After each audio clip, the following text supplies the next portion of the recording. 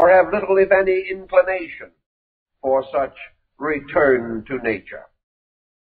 They, however, likewise need the circumstances involved. Perhaps the pool of Walden is our own subconscious. Perhaps it is the inner symbolism of the deep mystery within the heart and soul of ourselves. And by the side of this pool, which is our inner life, this pool like that of Mimir at the roots of the tree of life in the Nordic legend, here by this pool we build our little hermitage and observe the endless circle of life moving around us, moving actually within us in the fulfillment of its own seasons, its climates, its times, and its dispositions. Thus we all live by the side of the inner pool of our own psychic selves. And we can study this pool and its depths and observe the wonderful life that lives within it. And we can see everywhere things living, things moving, things constantly fulfilling their destinies. And we can become observers of great motions in nature, of the heavens and of the earth. And we can observe all these things toward the attainment of a certain serene humility, a gradual recognition that we are not here to defeat nature, but to fulfill her. That we are not here to gain a military victory over the earth, but rather to come into partnership with the earth. That we are here not to be masters over life, but friends of life. And that our greatest victory is when we help others to succeed. And perhaps the greatest victory of all is when we help nature to attain her victory over us, rather than to forever combat her ways and fight against her moves. Now anyone on the outer level of things can deny Thoreau's concept. Anyone can point out that nature is eternally encroaching upon man, that man must fight nature in order to survive, but it depends upon the kind of survival that he contemplates. If he wishes to survive against nature, he must fight her to the end, and she will win. But if he wishes to survive with nature, he may unite his resources with her own and come to a splendid victory.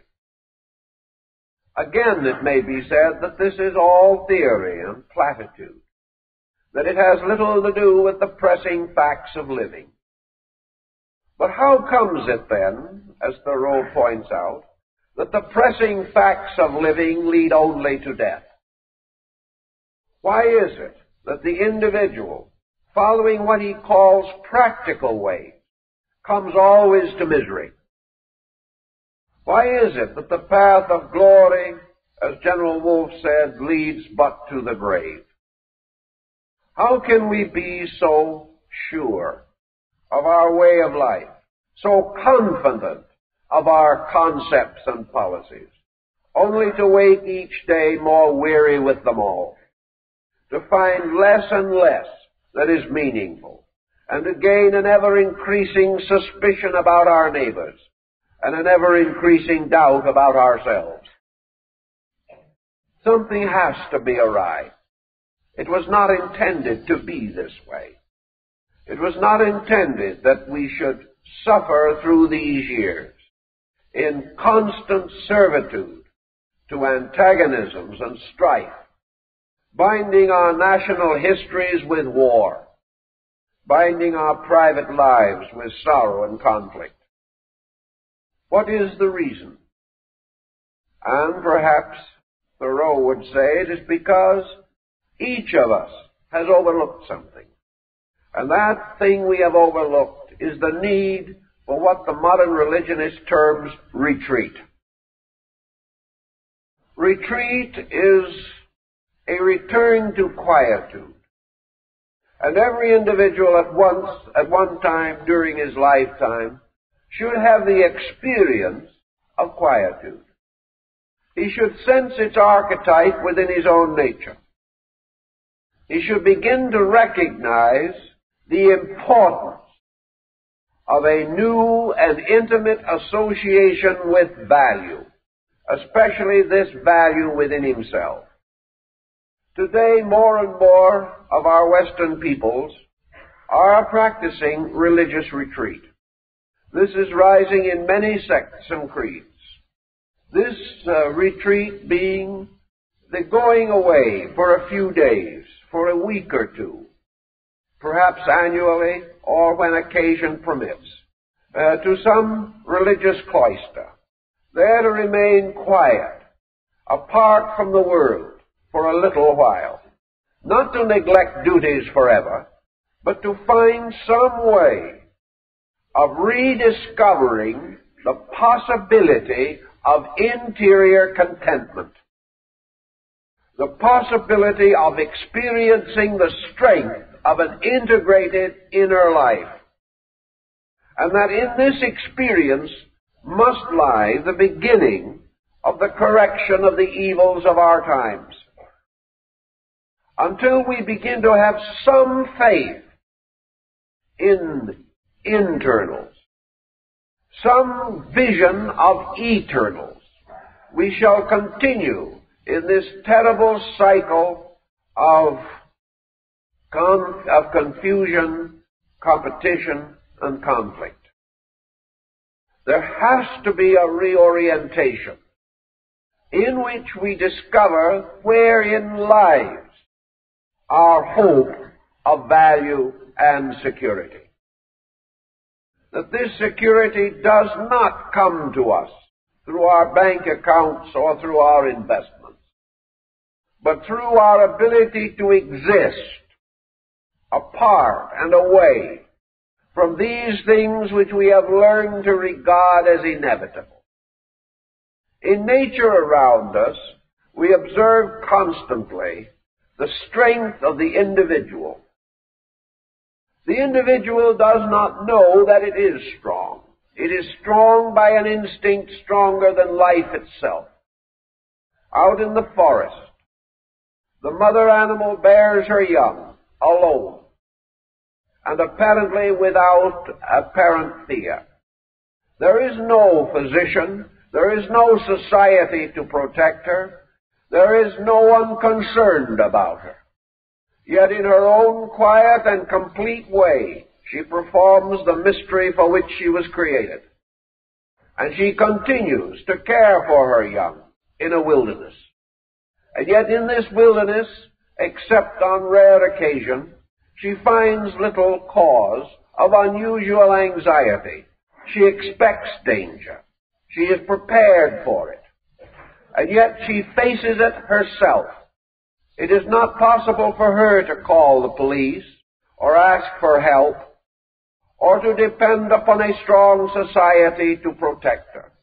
Yet alone in her own way of life, she has for countless millions of years preserved the life type of her kind and has gone on and on without cities, without great institutions, simply because of a strange instinct, an instinct which is more important because it is vested in the security and inevitability of internal resource.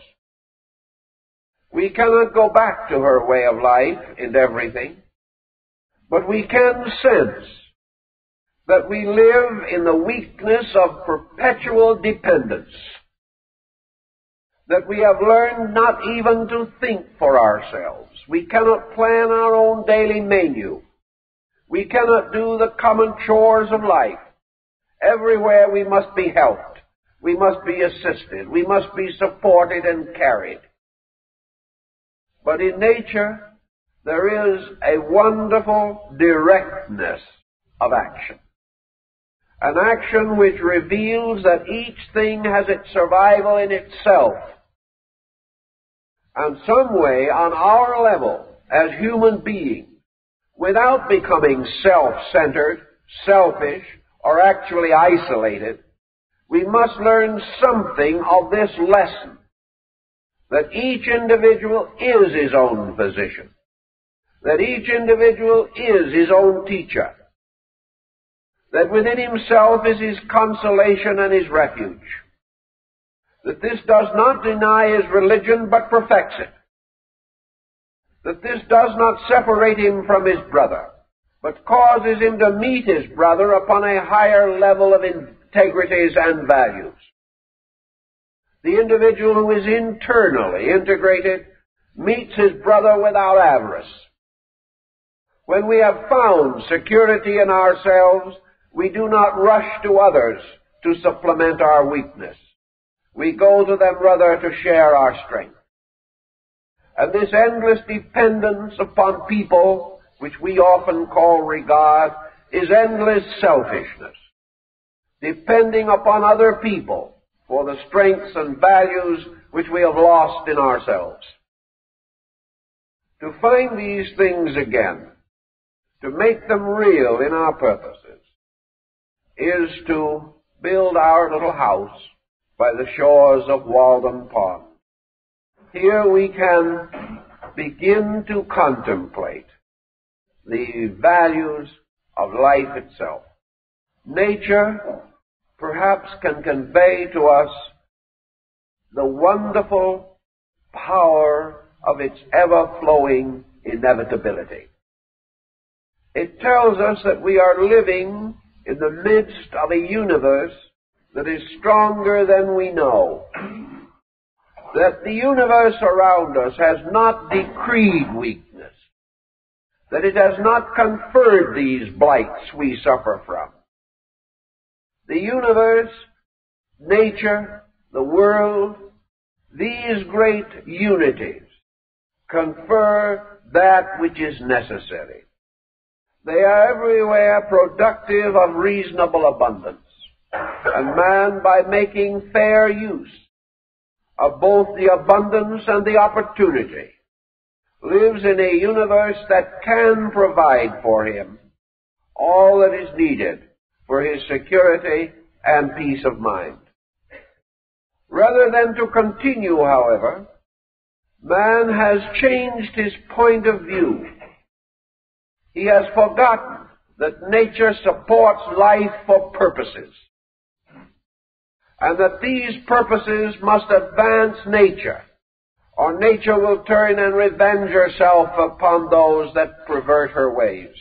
That man must live, must attain value, is natural, right, and proper. In the days of Thoreau, men worked from sunrise to dark, and your farmer often far into the night and before the dawn. The life of a farmer in those days began at 3 or 4 o'clock in the morning and ended only when it was too dark to see anything further to do. Then there was a brief reading of the Bible, if the family was devout, but this was kept short because by artificial light the candles burned out, and a candle was valuable. It must not be burned too long. Thus, for perhaps the produce of $1 a day, men worked, and a man buying a farm for $1,000 would require 30 years to pay for it. These things have all changed. Man has escaped the drudgery. Thoreau points out this terrible drudgery. The man wandering through the earth with a farm hung like a millstone around his neck, burdening him from the cradle to the grave, and leaving this burden as a heritage unto his issue, usually with a mortgage on it. Yet man has improved his estates greatly since that time. Today he lives better. Today he owns more. Today he has more freedom and time and opportunity than was ever known. His hours of work are limited. Now he has 2 full days a week, usually, in which he can do almost as he pleases. His hours, however, so shortened, have not brought the hope for result.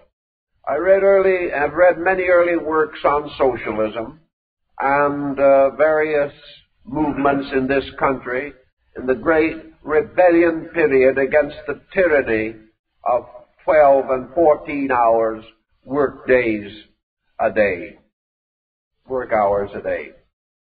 They said in those writings with great optimism that when these hours are shortened, when men have only a 10-hour day, only 6 days a week, which was the dream of that time, that then out of these rather limited and tragically deformed frames that we call mortals, there would arise a God.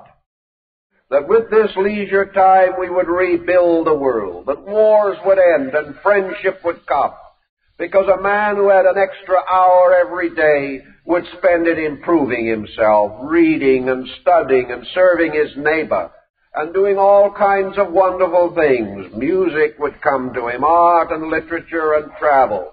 And because he might hope to get the mortgage paid for before his death, he would have long, quiet years of contemplation, because they didn't know then that those long hours and months and years would be spent fighting freeway congestion. And so we have reduced the hours. But we still do not see human beings taking this wonderful leisure time to become gods. They are not.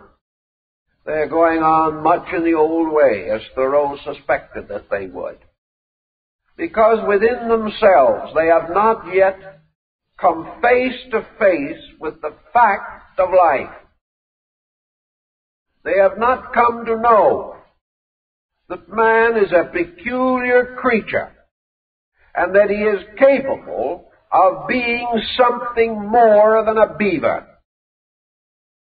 That it is humanly conceivable that he has a destiny separate from that of the stolid ox.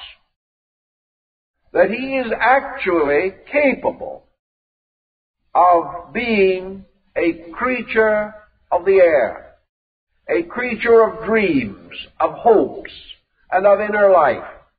That he is capable of a kind of creation by means of which he unfolds the deepest and richest parts of his own soul.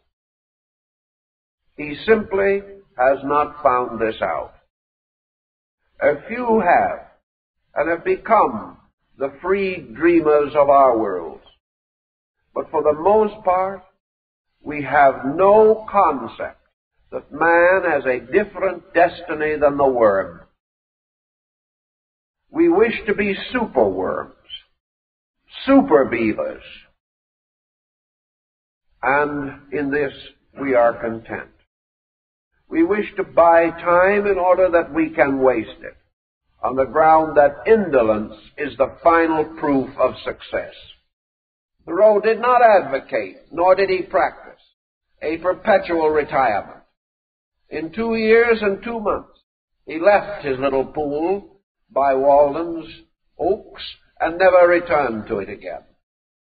He had finished his experiment, but he had proved conclusively by his experiment that man actually has his feet but lightly placed upon the earth, and that most of himself is truly in the sky.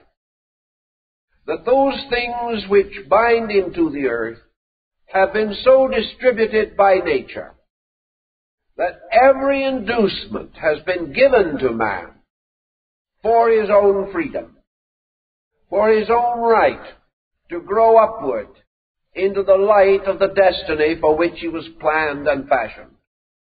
Nature has not opposed him. Nature does not tell him that he must labor from the cradle to the grave. Nature has provided him an abundant pattern whereby he may protect his needs and advance his purposes. But he has so limited his purposes that he has only been able to divide and subdivide the very earth. He has never escaped into his true destiny. He has never sensed the values that could be his. But from this contact with a larger way of life, one mood may arise in man. And if in a year or two of thoughtfulness this mood comes, its value is almost beyond calculation. And that sense of mood value is in the effect that man is within a vast pattern, and that it is his privilege to grow with this pattern and not against it. That it is not necessary for him to struggle in order to survive. The only reason he has to struggle is that he has created false standards of survival, which require eternal defense, and which are in themselves not defensible. He must therefore give his life to prop up something that must naturally fall.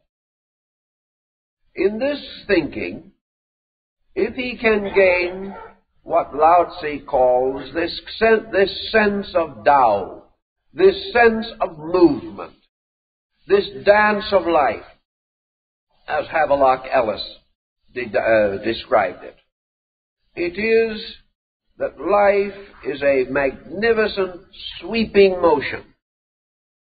That this motion is so simple that the child already understands it, and yet so strangely mysterious that the very process of living seems to destroy it in us. We have no direct contact with this motion. We have forgotten the miracles of nature and have become hypnotized by the pseudo-miracles of our own achievements. We think tremendously that soon we will reach the moon. And yet around us, in a flower box, are miracles far greater and far more significant to ourselves. Always escaping from the need to estimate value, we substitute the continual pressure of our false patterns. If this were not true, we could not assume that our world would be in the condition it is now in. If our ways were right, they would lead to solution. Ours are not. They lead nowhere. And we are drifting with a tide of adversities closing in upon us. From the standpoint of therapy, which was very close to the thinking of Thoreau, we are now struggling with a mechanical solution to the ventilation of the human psychic life. The only thing we can think of really to do is to try to get rid of the pressure by opening the safety valve. The safety valve in this case being analysis, or hours and hours and hours of telling our troubles to an analyst at from $10 to $20 an hour. If we do not get rid of our troubles, we at least get rid of some of the byproducts of our activities in the terms of profit. This is good under the existing condition because we have no better way. It has served many valiantly and helpfully. But if you should tell an engineer that the only way to prevent a boiler from exploding is to open the safety valve, he will point out that there is another way, but nobody has thought about it. And that way is to keep the steam pressure low in the first place. We never get around to that. The boiler will not explode unless, first of all, we build a fire under it. Therefore, we may end all problems of safety valves and things of that nature if we simply do not permit the steam to reach an unreasonable degree. This is far safer and easier and requires considerably less continuous attention. In the life of the individual, it is helpful to let off steam, but it would be far better if we did not have to go through this procedure, For no matter how thoroughly our therapies may function, any physician can tell you simply that a body that has not been sick is a better body than one that has had to be cured of a dozen ailments, even if at the present moment the health seems good. The body that has not been sick is the better body. This means that prevention is very large in our pattern of things. And the prevention of tension can only come from one essential process, and that process is the reorganization of our own relationship to the internal life which is moving continuously through us. This internal life has its seasons, its tides, and its currents. And like all other aspects of nature, it is by nature benevolent. But it is under certain pressures and forces caused to appear malevolent. But this is due not to nature, but in this case to man himself. If we are capable of reorganizing this natural world within, we will not be merely serving a symbolism, but a very great reality. Actually, someday, we are going to know that we could change the direction of our sensory perception. And were we able to turn them inward as we turn them outward, we should discover in ourselves not a hole in the dark, but a tremendous vista of universal expanses. We should discover that as truly as we can look out upon a great plain with its forests and trees and rivers, so we can look in to a boundless natural universe. That there is no tree or shrub outside of us which does not have some symbolic equivalent in our own internal universe. The nature around us and the nature within us form together a common communion. And when the within and the without are in harmony, man is well. When the nature in him and the nature around him have formed a powerful camaraderie of purpose, that individual is in harmony. And being in harmony, he is capable of the greater achievements of which for man is possible. These achievements include the serenity of his life and the advancements of those projects which are peculiar to his kind. Man can never be happy until he uses the powers which he possesses, and until he uses them as they were intended to be used. Man will never be happy until he makes use of that part of himself which is not, as Thoreau says, bestial. Man can never be satisfied merely because he imitates some industrious insect or some laborious animal. We will find no greater political or social or cultural organization in the world than that of the ants. Nor can we find a more perfectly integrated society than that of the world of the bees. Yet man is neither an ant nor a bee. He has something else. He is not able to fulfill his destiny merely by copying or even improving upon a pattern of life which is not essentially for him and never has been. His feet are upon the earth, and here he must create foundations suitable to his needs. But his whole earthiness is for the purpose of maintaining within him his wonderful harmonic adjustment with heaven and the sky and the universe. Until he is concerned with his own largeness, he must fall over his own smallness. Until he finds his purpose, his work in life, He can never be a contented creature. We see the young adolescent person struggling to decide upon a career in this diversified society of which we are a part. We are always assuring him that in order to be adjusted, he must find his job, adjust to it, create his home, and settle down and be a good citizen. And then life will be simplified for him. This is higher optimism. But there is within it a certain core of truth. Mankind as a collective will wander with uncertainty until it passes through its adolescence and finds its job. Thoreau believed that only in the perspective of nature can man receive non-dogmatically the instinct or the insight which will enable him to realize what this job is. He knew as well as we know that the more we preach to persons, the more they will resent.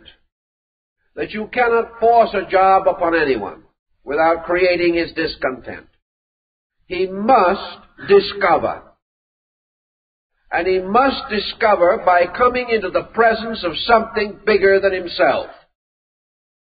He must also discover by being brought into the awareness of something bigger than the way of life, which is obviously not big enough. He cannot discover by being placed in the midst of a man-made world that is falling apart. He must discover by being brought back into the realization that man-made things are but incidents in a God-made plan. He must come nearer to that plan. And Thoreau believed that in nature, and in communion with nature, man came face to face with bigness, with non-preaching instruction, with the strange and wonderful tolerance of nature. And he found that nature in all her ways is wiser than man. That nature does not divide creeds or sects or races or classes or clans. Nature serves all its creatures and provides each of them with certain instincts and equipments suitable for the best expectancy of their survival. Nature also rewards insight and growth, punishes sloth, and strangely advances the destinies of those things which strive most sincerely to make use of the powers and faculties which they possess. Nature also has indicated to us, by bestowing upon us an internal insight, a power to dream, a faculty to hope, a wondrous imagination to be fired with nobility and glory. Nature has given us all these powers, but we have not used them. We have not recognized their relationship to our need. And for such reason, we are punished. Punished for failing to make use of the faculties and aptitudes peculiarly unique to us, and for which, therefore, we have a unique responsibility in this great plan of creation. Nor does nature create things solely for themselves. As each creature fulfills its purpose, it binds that purpose to the common good. If any creature, therefore, fails to fulfill its own purpose, it retards nature and detracts from the common success which nature has planned and intended. By the side of the pool, man, observing a real and practical world, a world of wonders more miraculous than miracles, a world of challenge, a world of insight, may gradually relax his false worship of his own achievements and come back again to the recognition of a simple partnership with life itself. Out of this partnership must come happiness, must come health, must come adjustment, must come all these things that are good for us. And in discovering and recognizing and fulfilling these requirements in our own natures, we make personal decisions of the greatest importance and most enduring value. Until such time as we can find our own inner sanctuary in its completeness, we also observe that in nature we become instinctively aware that certain resources of faculty and perception and reflection are stimulated in us that are not otherwise called into activity. Nature is not dogmatic. Nature does not tell us, it shows us. Nature does not create artificial situations or subject us to the ridicule of its principles and purposes. Quietly, gently, softly, ever patiently, nature lures us toward the discovery of her secrets. She is forever thoughtful, and has so worded and versed her lines that the simplest child and the wisest sage both receive the impact of the lesson. The universality of her instruction is available to all who are willing to become receptive to the presence of something greater and stronger than themselves. This very experience of receptivity is the beginning of wisdom. It causes the individual to become more gentle, more kindly, and by the copying of nature's way, more tolerant of all things, and at the same time more certain of true value.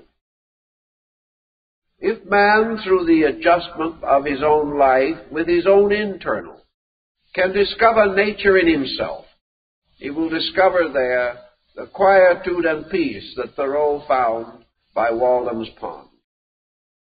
Man is never healthy. Man is never able to go on and carry the burden of this life with dignity and success.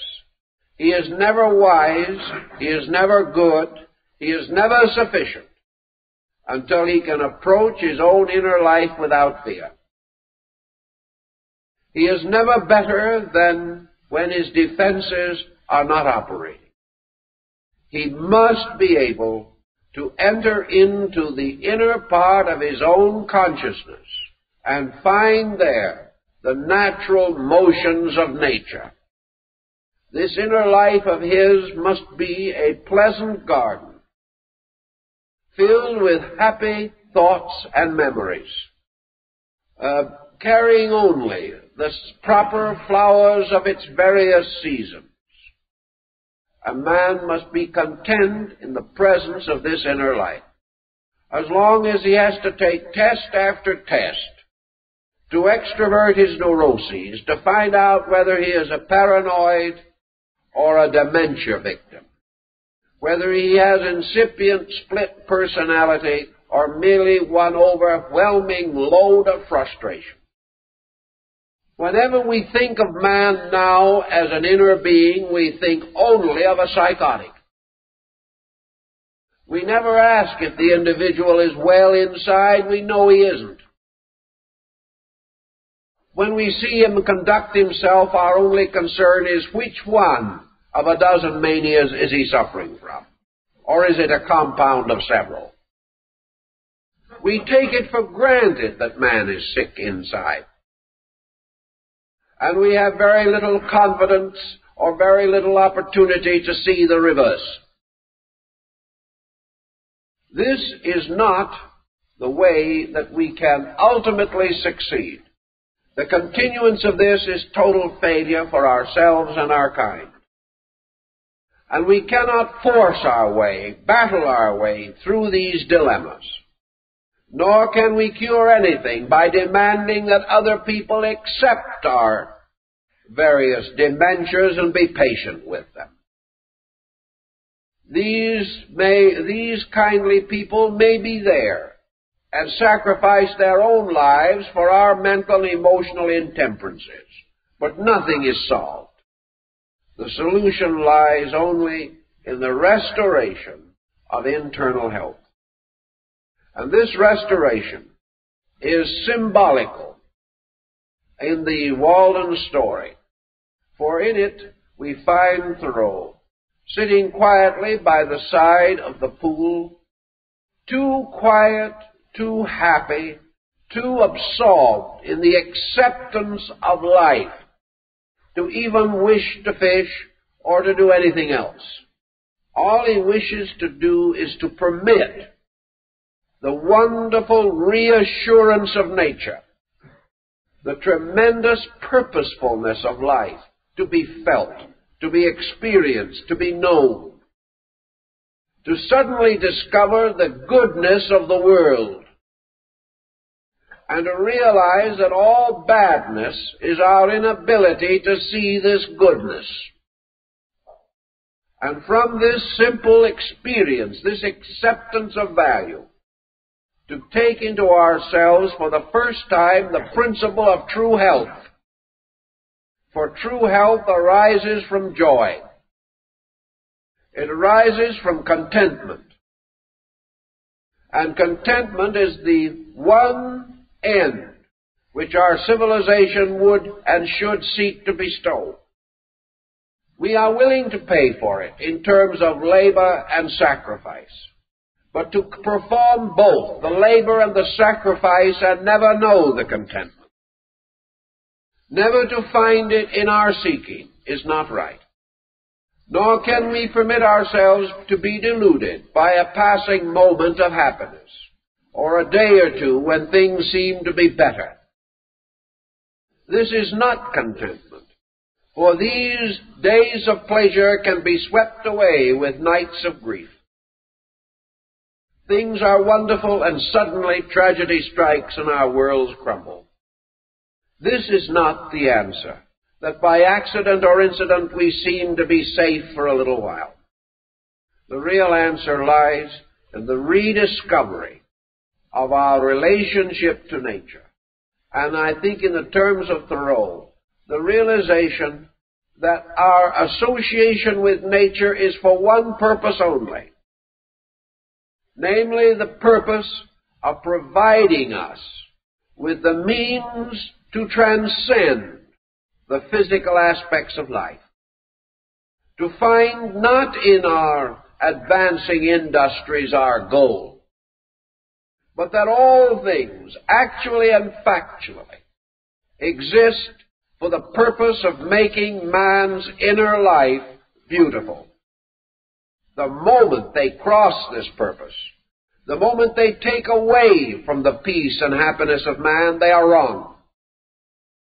It is not their use, but their abuse which forces this. Every convenience of man is good till he becomes inconvenienced by it. Everything that we do is not an end in itself, for the real end is that from the doing we shall become more complete beings.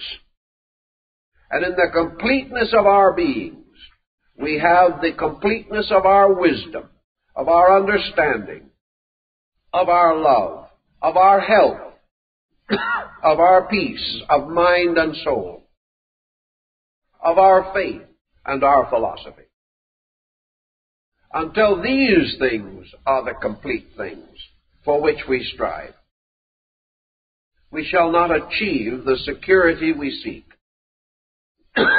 Therefore, each of us must have this inner experience of retiring into the forest of our own psychic life, there to find again the bonds that tie us with the eternal, realizing that we are divine creatures in a house of clay, that we should make this house as wisely and as beautifully as we can is proper, But the man lives not for the house. The house exists to serve the man. Empire, industry, economics, policy, these things man does not live for. They exist for the purpose of serving man. When they serve him, they are good. When they enslave him, they are wrong. And each individual must free himself from the slavery of the world he has fashioned.